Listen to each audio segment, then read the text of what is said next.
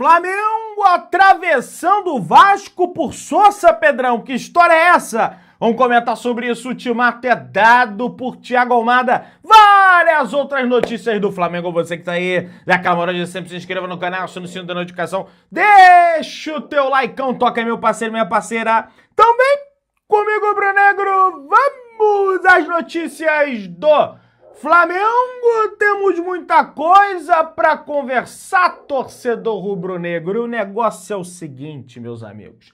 Léo Pereira, ainda bem, notícia boa, hein?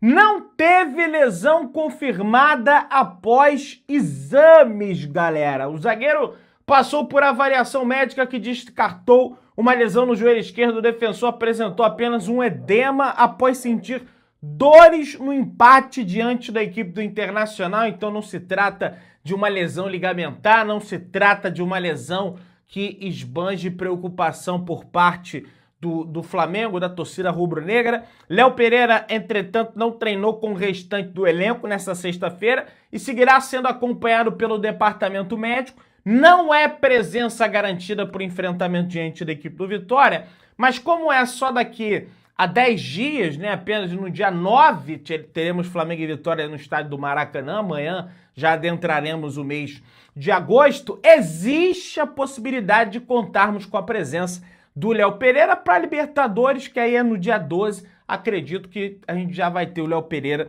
normalmente, justamente por não se tratar de uma lesão. Após folga, o elenco do Flamengo se reapresentou hoje, nessa sexta-feira, no CT Nindrubu, treinamento que estava marcado para as 10 horas da manhã, horário de Brasília.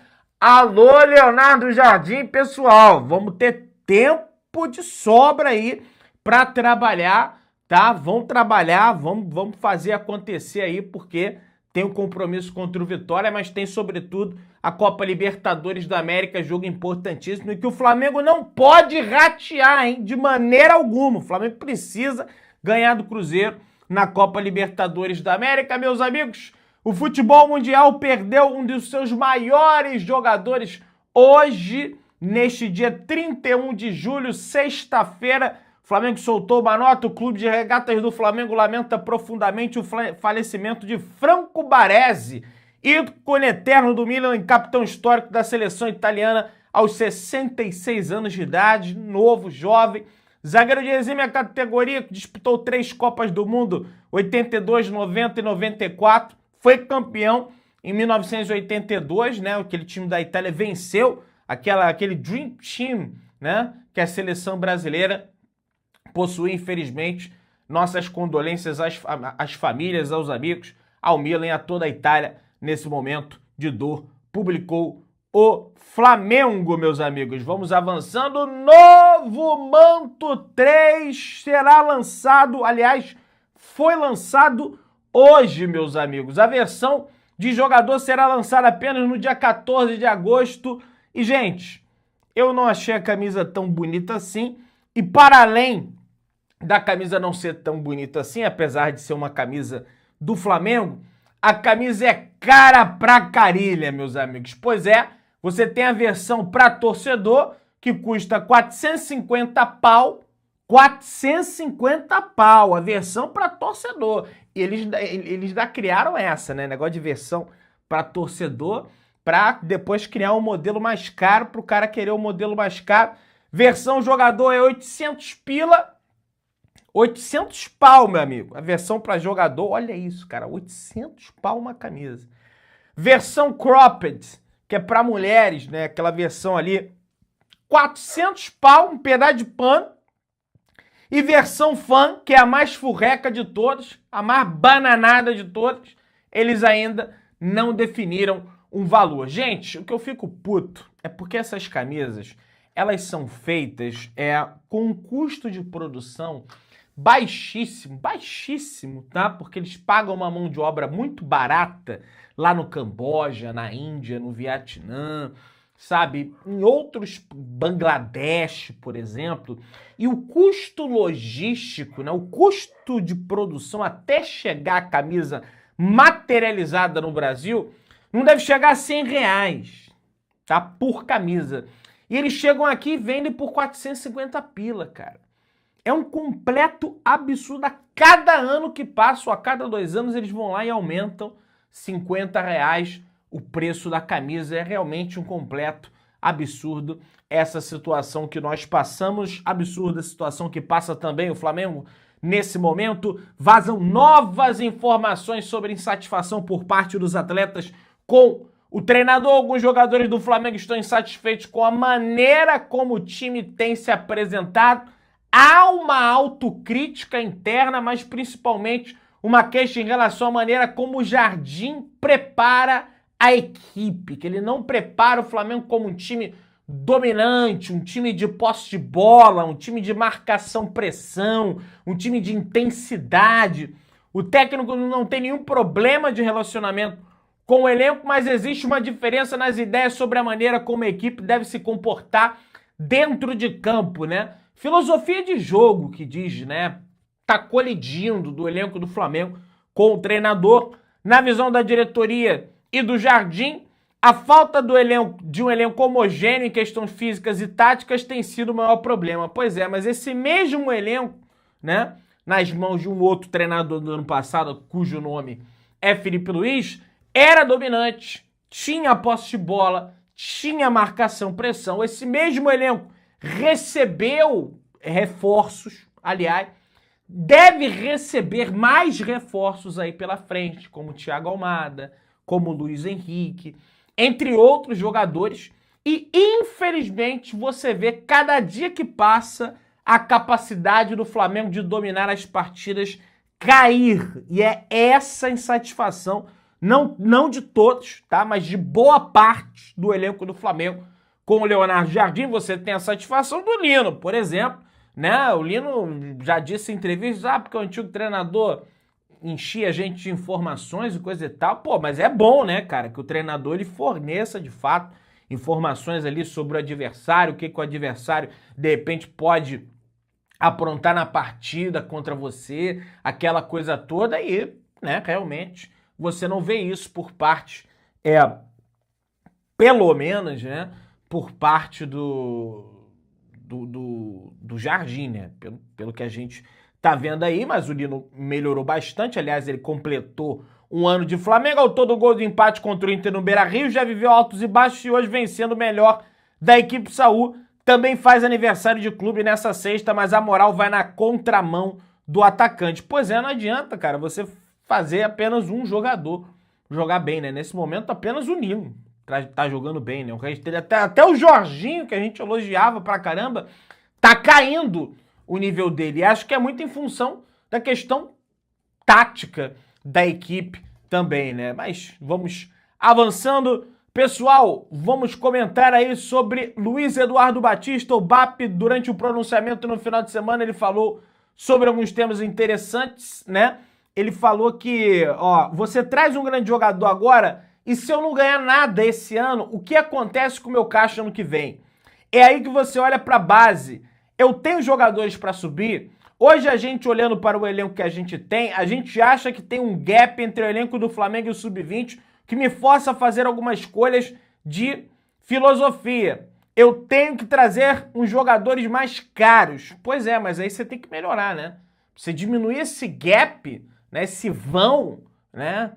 Esse vão entre a base, essa distância entre a base e o Sub-20, você tem que trabalhar a base, tem que botar a garotada da base para jogar, né? Coisa que o Flamengo não faz. Pô, Pedrão, mas veja, não tem espaço, o Flamengo tem muitos jogadores. Pois é, em vez de ter vários jogadores contratados, sobe um jogador ou outro da base, dá tempo de jogo, sabe? O Flamengo não revela, mas saiu o Wesley e depois quem surgiu? O Wallace, mais ou menos, não surge mais ninguém. Isso é absurdo, gente. O Flamengo não tá, sabe? Isso se sustenta a longo prazo? Não, ao longo dos anos eu espero que a gente tenha 3, 4, 5, 6, 8, 10 jogadores da base que possam preencher esse espaço.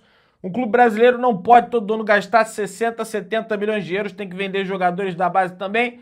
Se a gente acredita que eles não podem jogar no Flamengo no nível que a gente queria, porque a gente acha que eles podem ser vendidos para gerar 60, 70 milhões de euros? Exatamente. E para o jogador ser valorizado aos olhos da Europa, cara, ele tem que ganhar minutos no profissional, a não ser que ele seja um gênio, como o Vinícius Júnior, por exemplo. né, que saiu da base e já estava praticamente vendido para o Real Madrid, 45 milhões de euros. Mas fora isso, cara, você precisa que o cara pegue ali uma cancha, pegue minutagem dentro de campo. Senão, bicho, aí realmente você não consegue. Mas vamos avançando aí, meus amigos. Cara, eu não sei se vocês viram um vídeo que está viralizado, né, nas redes sociais, um monte de imigrantes marroquinos entrando, aliás, em território espanhol. E, cara, no meio desses imigrantes, eu acho que mais de 3 mil jovens ali, você vê um torcedor do Flamengo, cara. Pois é, assim, torcedor do Flamengo. Você vê um rapaz com a camisa do Flamengo. É impressionante, cara. Você vê um rapaz com a camisa do Flamengo ali, você fala, caramba, rapaz, o Flamengo tá no Marrocos, o Flamengo, ele está por toda parte, cara. E graças aos títulos, graças às glórias que o Flamengo vem conquistando, evidentemente tem um passado muito glorioso, mas o Flamengo fica muito tempo sem ganhar nada, e agora com as presenças nos mundiais, com as presenças, né, corriqueiras que o Flamengo vem fazendo nessas competições, o Flamengo, ele acaba que ele consegue, né, suscitar esse tipo de sentimento, né, mundialmente falando. Real Madrid dá ultimato sobre renovação de Vinícius Júnior e pode vender o atacante nesta janela, diz o jornal, que pode representar uma enorme quantidade de dinheiro para o clube de regatas do Flamengo. Isso porque o Flamengo tem direito a 3,5% do mecanismo de solidariedade da FIFA em função da revelação do jogador para o futebol mundial, pessoal. Pois é, e tem o Arsenal interessado aí, recentemente interessado, na contratação do Vinícius Júnior. O que o Flamengo está interessado é na renovação de contrato do chileno Eric Pulgar, meus amigos. Pois é, eu não consigo entender, o Flamengo não está conseguindo renovar com o Pulgar, sendo que no ano passado, o Boto, né, tá aí dia 14 de março de 2025, o Flamengo anunciou a renovação do chileno até dezembro, até 2027. O Flamengo anunciou a renovação do Eric Pulgar. E, cara, até então tem um ano. Tem um pouquinho mais que um ano que renovou. Já vai renovar de novo com o Pulgar? Qual que é o sentido disso? Ah, não, porque vai ter que aumentar a multa porque caiu para 4 milhões de euros. Mas foi ele que abaixou a multa para 4 milhões de euros. Qual que é o sentido dele sair correndo para aumentar a multa de novo de maneira desesperada? Eu realmente, cara, não consigo entender, pessoal. Olha, Flamengo define uma deadline. O que é uma deadline, Pedrão? Fim da linha. Flamengo define segunda-feira como prazo para resolver a negociação de Thiago Almada.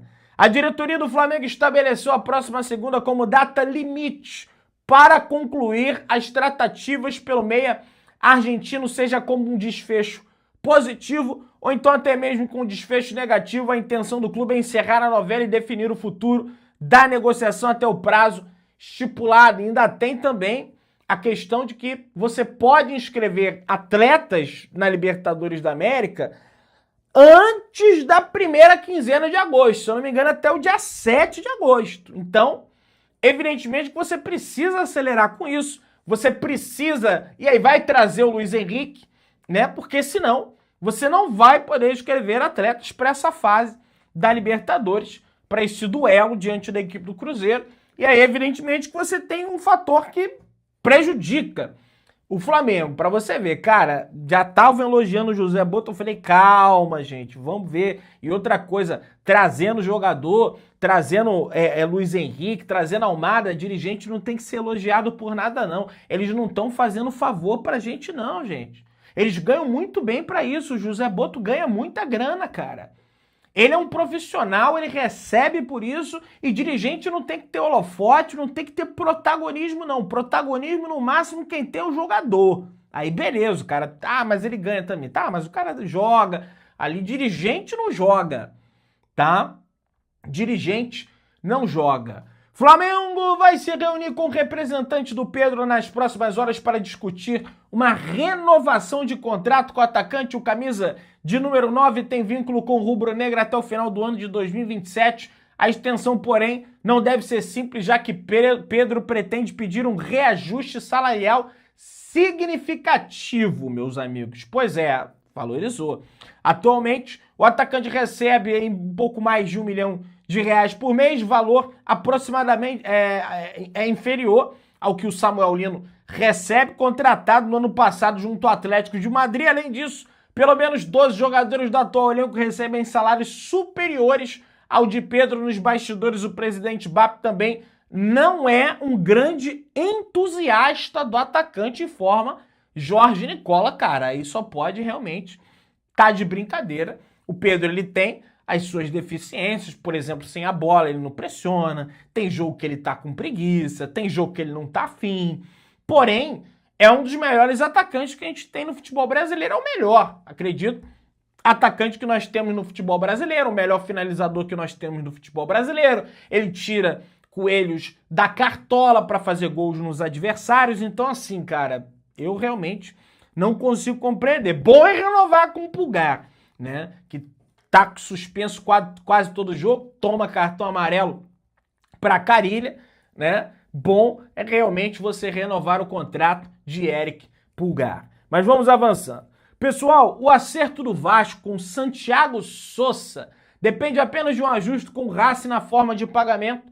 Na Argentina, foi levantada a possibilidade do Flamengo estar atravessando a equipe cruz-maltina pela contratação do jogador. Entretanto, meus amigos, acredito que é muito mais algo que o Racing deva ter vazado para acelerar as tratativas com o Vasco. Isso porque a diferença é de $500 mil. O que o Cruz Maltino oferece $500 mil a menos do que o clube argentino deseja receber. A contratação deve ser finalizada ainda hoje, então, pessoal, não caiam nessa, porque é apenas uma estratégia. Vamos botar aqui que o maior rival do Vasco está interessado na contratação do jogador para eles acelerarem. O Flamengo não está interessado na contratação do Santiago Sousa, que aliás é um bom jogador, que jogou contra o Flamengo no ano passado. Quem o Flamengo de fato quer é Luiz Henrique, inclusive já abriu as conversas para tentar a contratação do jogador. Boto se reuniu com representantes do atacante recentemente em Porto Alegre. O Flamengo já sabe das condições do negócio. O Zenit pede em torno aí de 35 milhões de euros, mas o Flamengo estuda, mesmo assim, viabilizar a contratação envolvendo algum jogador do elenco, sendo Gonçalo Plata ou o Everton Araújo. Com isso, abateria no valor e, naturalmente, como é que eu posso dizer, pagaria menos, né, em tese, né, porque tá dando jogador, vai pagar a mais do mesmo jeito. Vamos lá. Flamengo anunciou a renovação do lateral direito Dieguinho até julho de 2029. O jogador do Sub-20 já tinha vínculo com o profissional, com o clube desde fevereiro de 2025, que agora estendeu o seu compromisso com o rubro-negro. Dieguinho está no Flamengo desde dezembro de 2021 e é tratado como uma jovens promessas das categorias de base do Flamengo. Alfredo Almeida, que é o diretor, né, o Portuga lá, da base do Flamengo, também anunciou a chegada do atacante André Natan e do goleiro Pedro Henrique para a base. Alô, Fredo Almeida, hein? Essa base do Flamengo aí tá difícil, hein, meu filho? Vamos trabalhar, hein? O primeiro é nascido em 2008, o outro também em 2008, só que um é nascido em maio, o outro é nascido em outubro de 2008. A base do Flamengo realmente está uma situação complicado. O Wolverhampton da Inglaterra mostrou interesse pela contratação do goleiro do Flamengo, Andrew, recentemente contratado. O Flamengo descartou o negócio prontamente porque, acabou de contratar o cara, né?